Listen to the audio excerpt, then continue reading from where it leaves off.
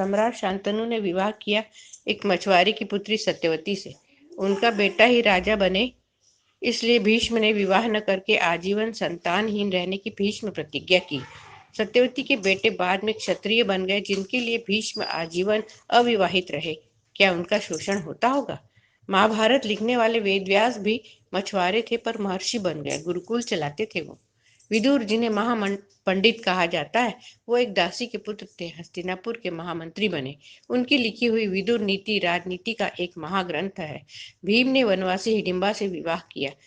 श्री कृष्ण दूध का व्यवसाय करने वालों के परिवार से थे। उनके भाई बलराम खेती करते थे, हमेशा हल साथ रखते थे।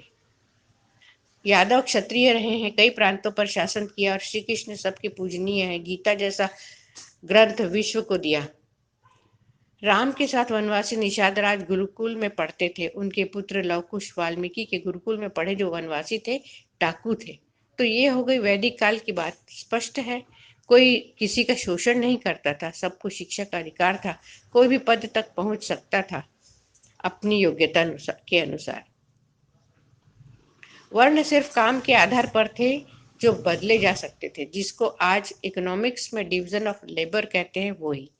प्राचीन भारत की बात करें तो भारत के सबसे बड़े जनपद मगध पर जिस नंदवंश का राज रहा, वो जाति से नाई थे। नंदवंश की शुरुआत महापद्मनंद ने की थी, जो कि राजा नाई थे।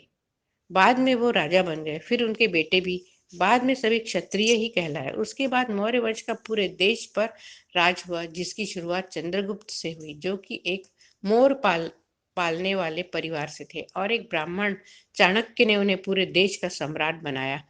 506 साल देश पर मौर्यों का राज रहा। फिर गुप्ताओं का राज हुआ, जो कि घोड़े का अस्तबल चलाते थे और घोड़ों का व्यापार करते थे। 140 साल देश पर गुप्ताओं का राज रहा।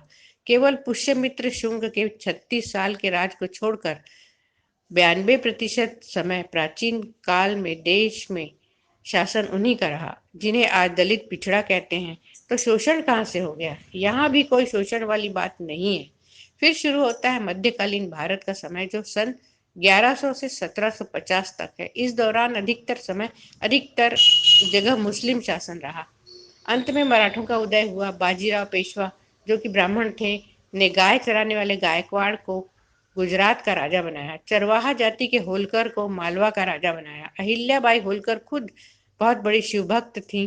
ढेरों मंदिर गुरुकुल उन्होंने बनवाए। मीराबाई, जो कि राजपूत थी, उनके गुरु एक चर्मकार रविदास थे, और रविदास के गुरु ब्राह्मण रामानंद थे।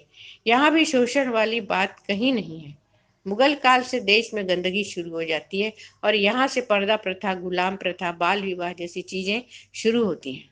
1800 से 1947 तक अंग्रेजों के शासन रहा, और यहीं से जातिवाद शुरू हुआ, जो उन्होंने फूट डालो और राज करो की नीति के तहत किया। अंग्रेज अधिकारी निकोलस डार्क की किताब कास्ट ऑफ माइंड में मिल जाएगा कि कैसे अंग्रेजों ने जातिवाद, छुआछूत को बढ़ाया, और कैसे स्वार्थी भारतीय नेताओं ने अपने स्वार्थ में इसका राजनीतिकरण किया। इन हजारों सालों के इतिहास में देश में कई विदेशी आए, जिन्होंने भारत की सामाजिक स्थिति पर किताबें लिखी, जैसे कि मेगास्थनीज ने इंडिका लिखी, फाहियान यूसांग अल बरूनी जैसे कई। किसी ने भी नहीं लिखा कि यहाँ किसी का शोषण होता था। योगी आदित्यनाथ, जो ब्राह्मण नहीं है, गोरखपुर मंदिर के महंत रहे हैं। पिछड़ी जाति की उमा भारती महामंडलेश्वर रही है। जन्म आधारित जाति व्यवस्था हिंदुओं को कमजोर करने के लिए लाई गई है। जय हिंद।